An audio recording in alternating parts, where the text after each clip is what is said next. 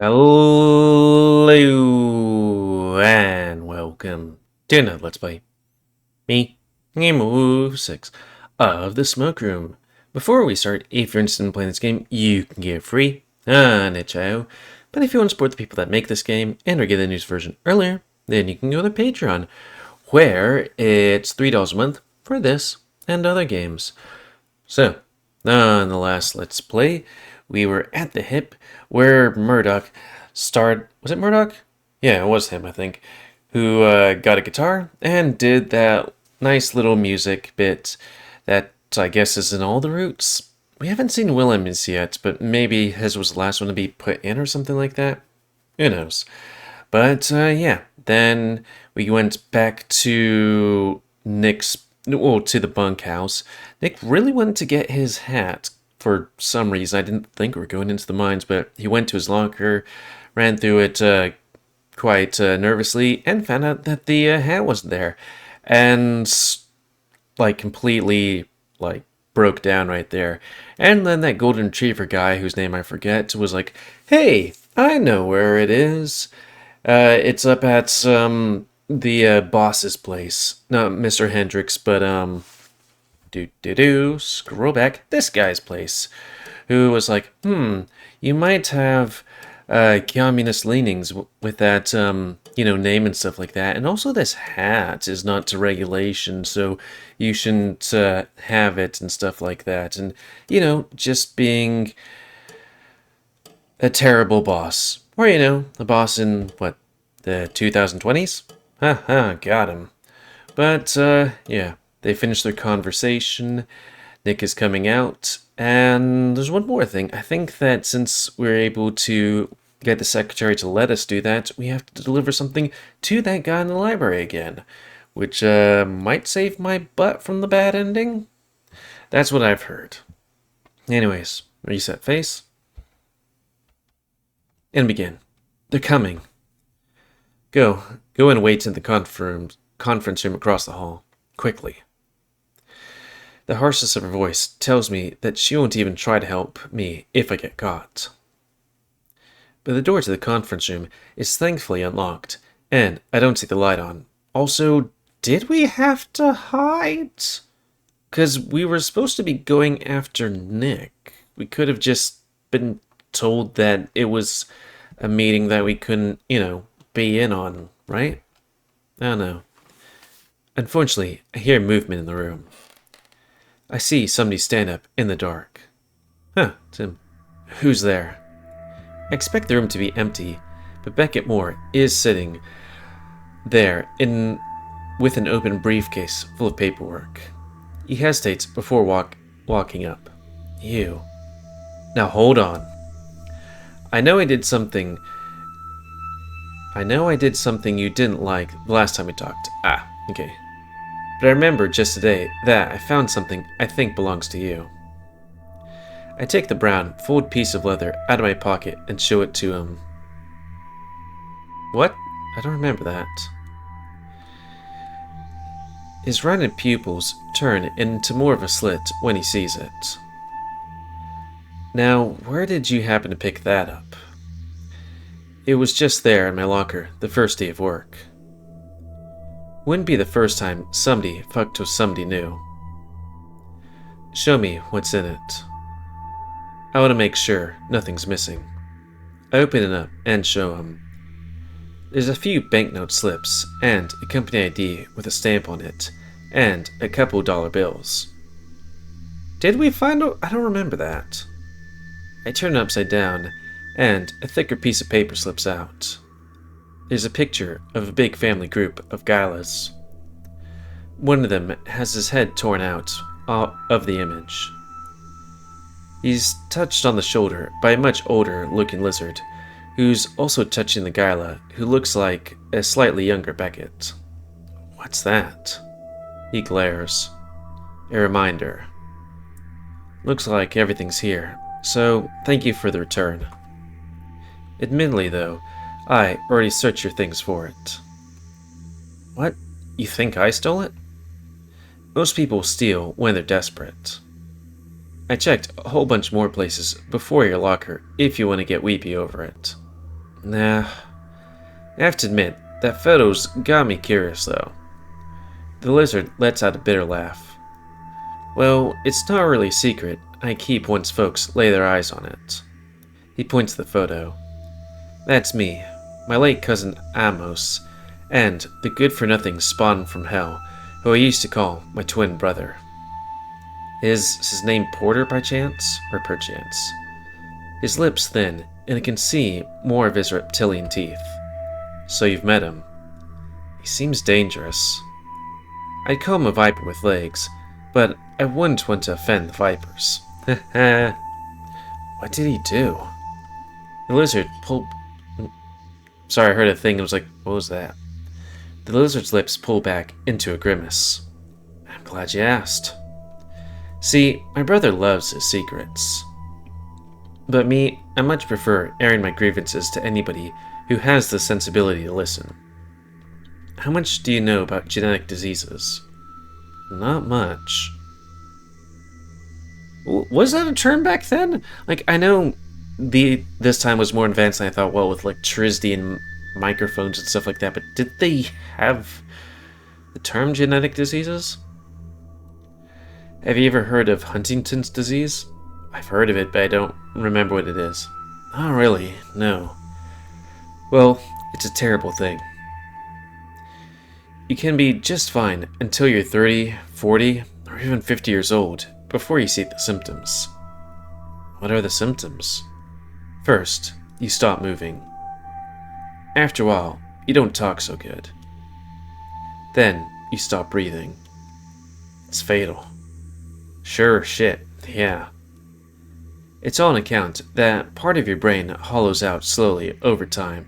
Ugh. What's interesting about the disease is that it's easy to know who might have it, allowing you to have the right paperwork. 5 years ago, both my brother and my cousin had fairly equal running chance for an administrative position in the town hall. I'm no pencil pusher, so I had no skin in that race. Never felt comfortable being around holier-than-thou pricks who pretend like they're too good to get their hands dirty. But either way, those two were just as bright as they were ambitious. So I figured there's not much harm in a little competition between family, right? Wrong. Porter shows up with the paperwork on Wednesday night, showing off our entire family genealogy. Amo's uncle, his father, and his grandfather all had symptoms in their 30s. So it was almost certain that he had the disease as well. The truth of this coming out meant he lost all of his support with the town council and was asked to reconsider even running in the first place. Naturally, Porter got the job. Wait, how did Porter get the job? I guess it was like cousins and not stuff, because I'm like, wait, wouldn't he have the disease too? Amos didn't just quit chasing his ambitions, he quit taking care of himself altogether. And when he first discovered he really had symptoms, he put a bullet in his head. Christ. Me and Porter are twins. We used to be closer than you could possibly imagine. But knowing what he did to my cousin didn't actually make me feel comfortable around him. I made that very clear. Just know that if that's what Porter will do to get his own flesh and blood, due to his own flesh and blood, imagine what he'd do to strangers. I don't want to think too much about the details I've given that man, or the fact that I've been asked to see him again. Thank you for returning my property to me. Thank you for reacting reasonably. I'm just here to kill a little time while a friend of mine finishes an appointment with the boss. Can't imagine it's anything good if you had to speak directly to the boss. No, likely not.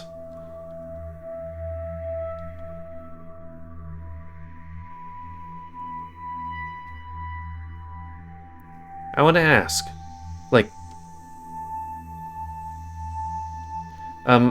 Mr. Moore? The guy looks away from the stack of papers again. What now? Last time we had a talk. Well, you screamed and ran away from me. It was a shitty day. But it still happened. Sure shit happened. Yeah. Sometimes I hallucinate. And actually, I get worried about those hallucinations, considering my family history and all.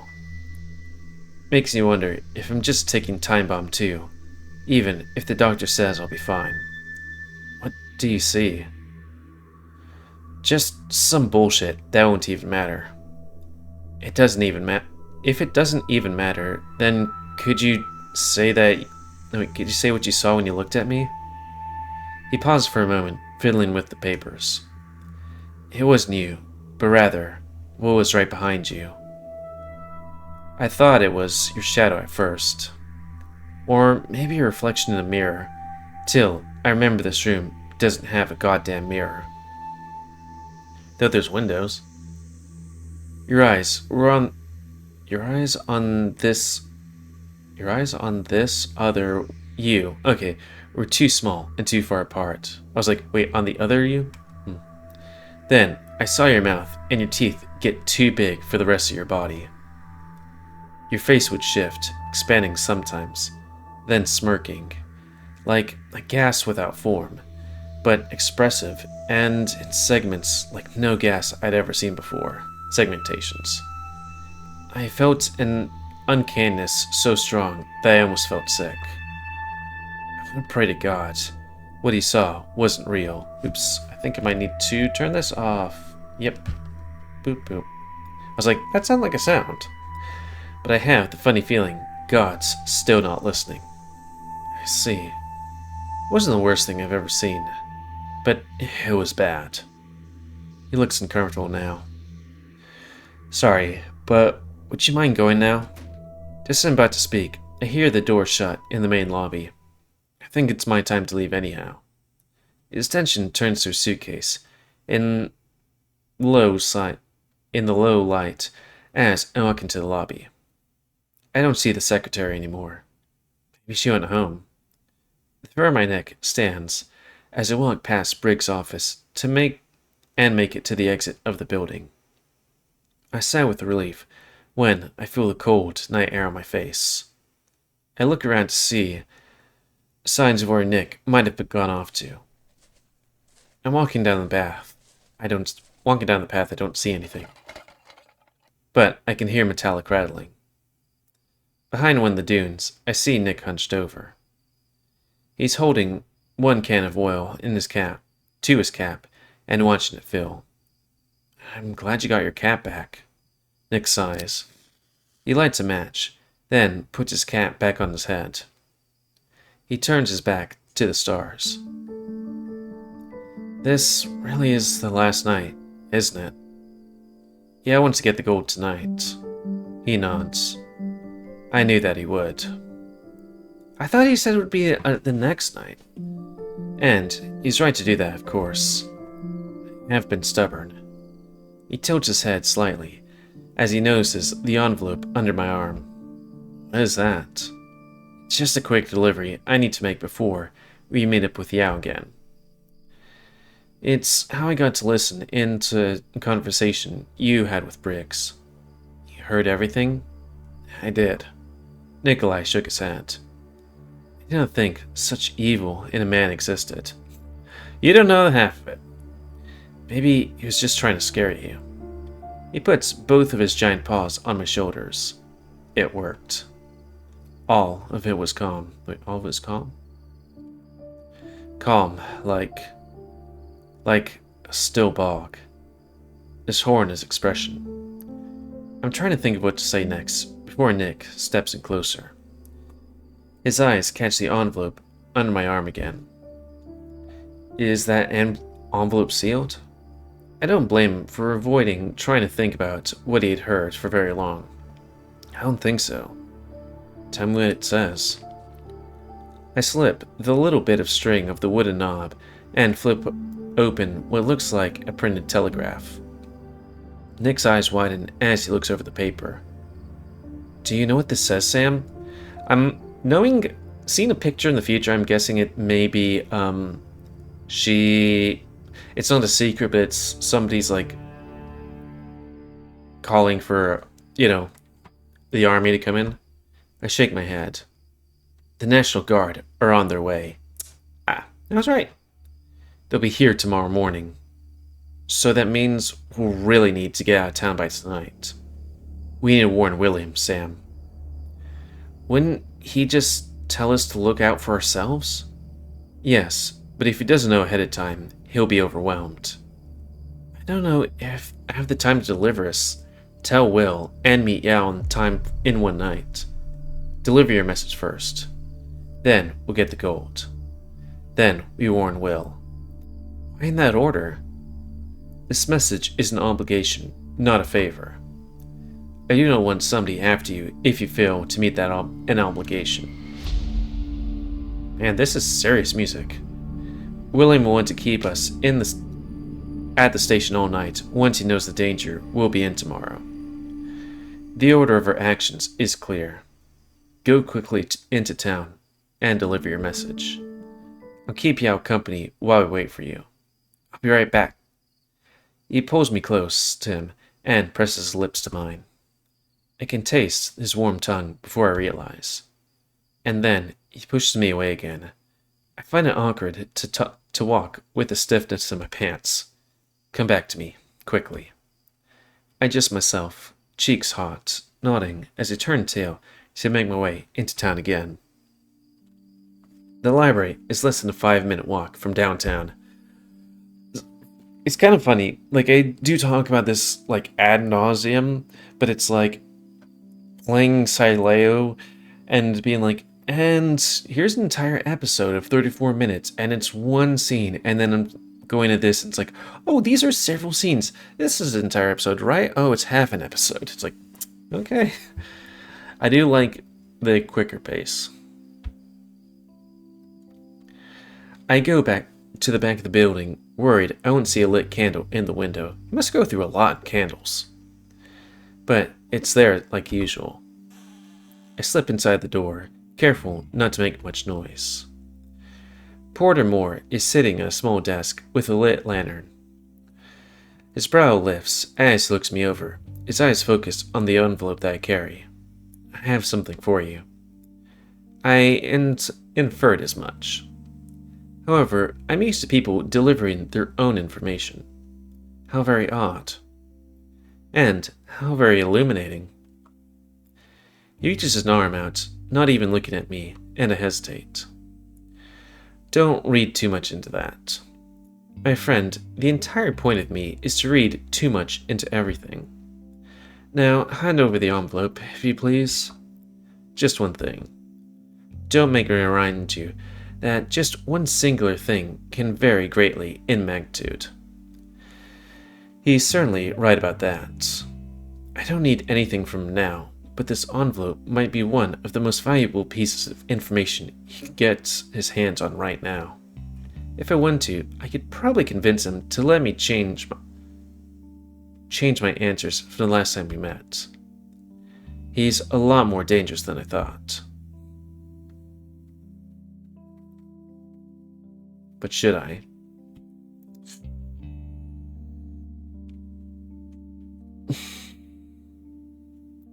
Yeah, that's definitely a thing right there. Because, on the last time I went, oh, it's, Yao. And he's like, I don't know who that is. I'm like, okay, it might be a thing. Because I kind of went to tell him the truth. But then also tell him the thing, but it's yeah, this guy. Because apparently picking Yao or Nick or maybe the yellow Labrador guy might get us the bad ending. To get my story straight. I wasn't being entirely honest last time we talked. Oh? It's good that you're telling me now. I generally have my ways of finding out the truth eventually. Who was your primary contact with the Union?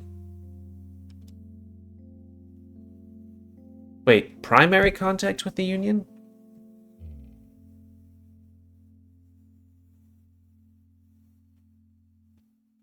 That's a...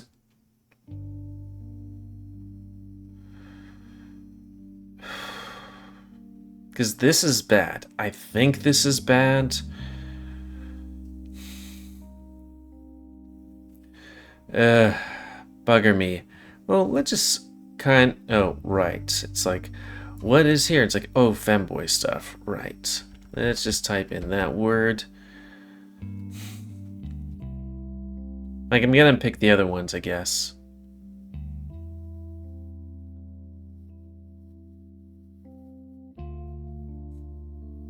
Oh, wait, is this... Oh, that's bugs and feedback. I was like, wait.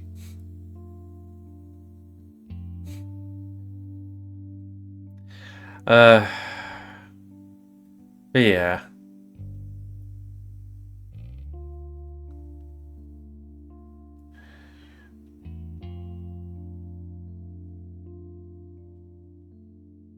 I find it really weird, because, like, I had this knowledge before, and I'm double checking, and it's like, the way that the worst ending unlocks is if you give Porter either Yao or Ben's name, and it's just like, those would be the two that I would have picked.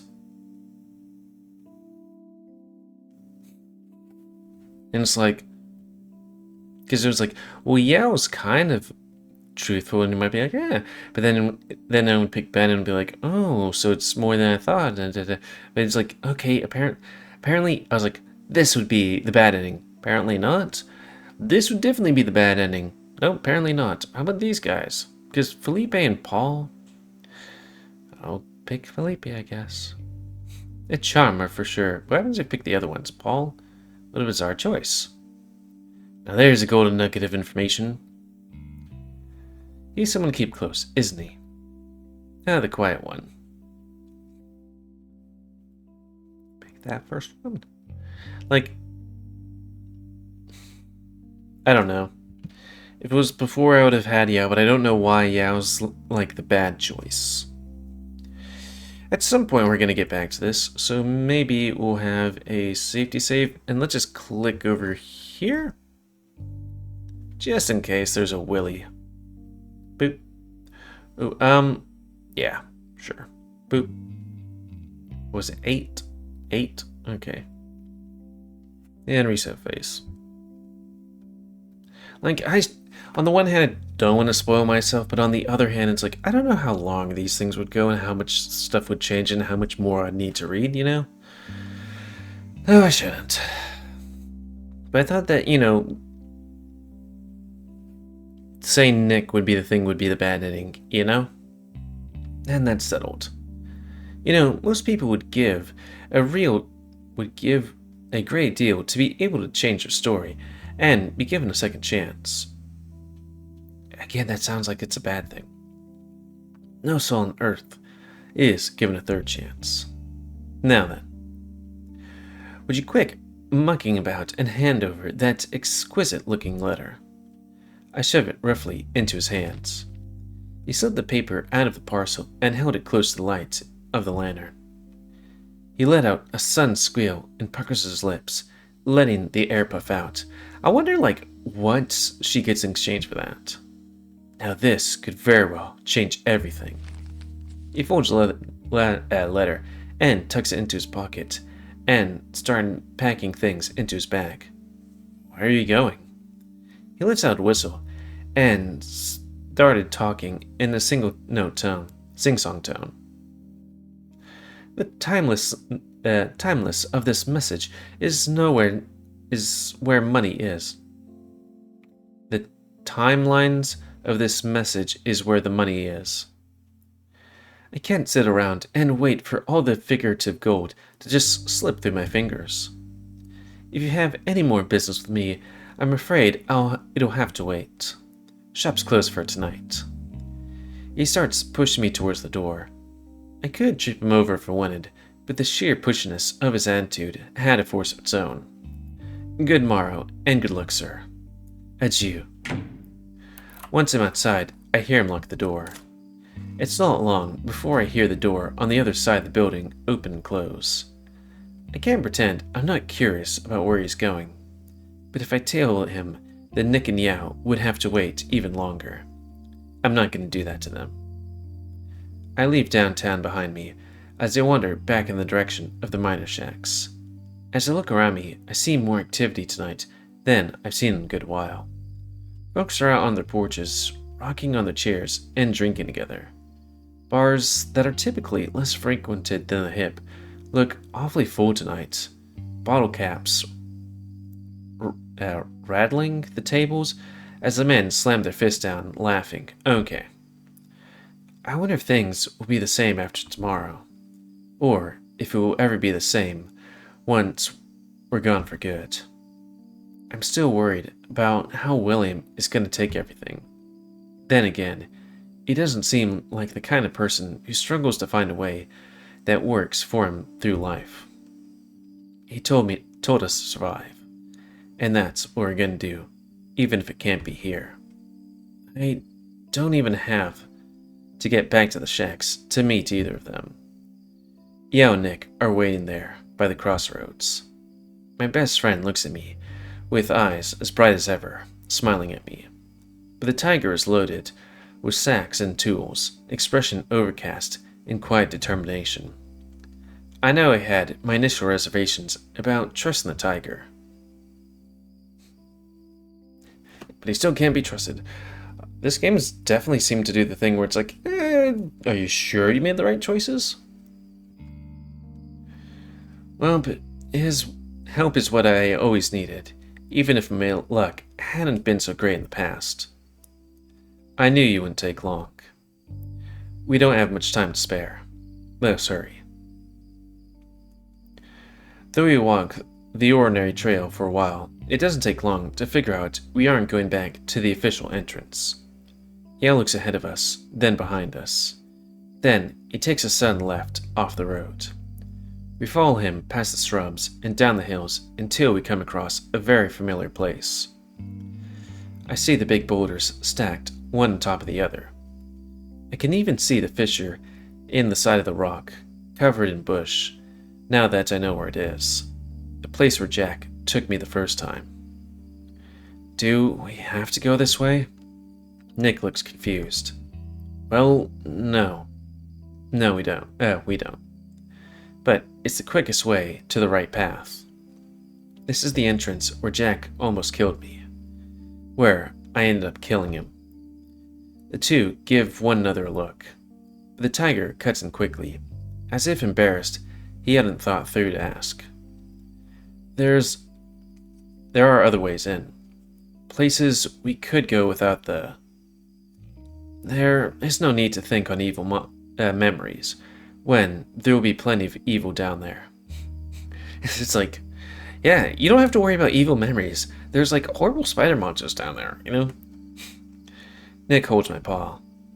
You don't have to go with us, Sam. I can grab enough gold for the both of us. I wouldn't want to live in a world without you for all the gold in that mine, Nick. I might as well have died that day you found me with my head split open. You've already been good to me, both of you. I look at to Yao as well, whose ears splay back. Yeah, you too, Yao. I do not need any praise. But you should take it. If it weren't for you, I wouldn't have known the right way to run when we saw whatever it is we saw last time. If hell wants me, then you're both standing in its way. The only hell I believe in is the one that people keep making. When it comes time for us to crawl out of it, let us lend each other strength to crawl out together. He grabs Nick, and he grabs me. Let's be brothers, before and after this ordeal. And for whatever comes next, how do you consider your family, Yao? How can I not when you and Sam are the ones who have to put up with my snoring all these years? They look at me as if they both want to know what's on my mind. I don't know what family is. I feel stupid for saying it, but it's the truth. Family to me means people who yell. People who want the pigs bled out and the walls whitewashed before the sun gets higher than noon. What's whitewash? Is it like some kind of cleaning thing? I don't know. Don't remind me of family, but I want whatever this is. Just in a better place, under better circumstances. They both aren't meeting my eyes right now, Can y'all just make me a promise? I do not make promises. What's on your mind, Sam? If we don't manage to get the gold after all, can y'all just leave me down there? I'm tired of tasting a piece of something I might never have. For some reason my mind went in place. Nikolai placed his hands on my shoulders. No. Then he pulls away from me. We'll get the gold. And then we'll get you. He smiles at me. His gaze intense. Then he'll get me? No brother left behind. We go back to staring at the boulders. I'll go first. He doesn't allow either of us to protest, and just starts to climb. I can tell the weeds and the fresh dirt he kicks up. I can smell the weeds and the fresh dirt he kicks up as he scrambles to the top. The knees of his jeans dusty. Hal practically leaps up the rocks, leaving little evidence of his trace as he reaches the top. I don't make as much of a mess of the cliffside ascending as Nick did, but I'm still fairly slow and bulky, rising up. Yao and Nick both offer a hand, at the same time as their eyes. Is it going to be a choice as well? I take Nick's hand first, then the tiger's. Whoa. Together, they lift me so quickly and forcefully that it feels like I'm flying for a moment. But I land gracefully on my feet. Do you both remember the way in and out? Surprisingly, I do. I'm like, hell. We shouldn't need to if we do not separate again. Sometimes there's a good reason to. I remember. Then let us go. One by one, we drop down into the fissure. And with that, and us being overtime, I think that's a good time to call it. Oh, woo. So, that's going to be the end of this Let's Play. So please comment, cause I like comments. Tell me what you like, dislike, tips, tricks, otherwise. If you like my YouTube and like see it grow, then please like, subscribe, and check out the videos to help it grow. And please remember to spay new animals that control the pet population so it doesn't grow. And until next time. Oh yeah, and if you want to play this game, it's available for free on a joke, but if you want to support the people who make this game, and or get the news version earlier, then you can go to Patreon. $3 a month for this and other games. And until next time, play me, GamerWolfSix of the Smoke Room. So thanks and see ya.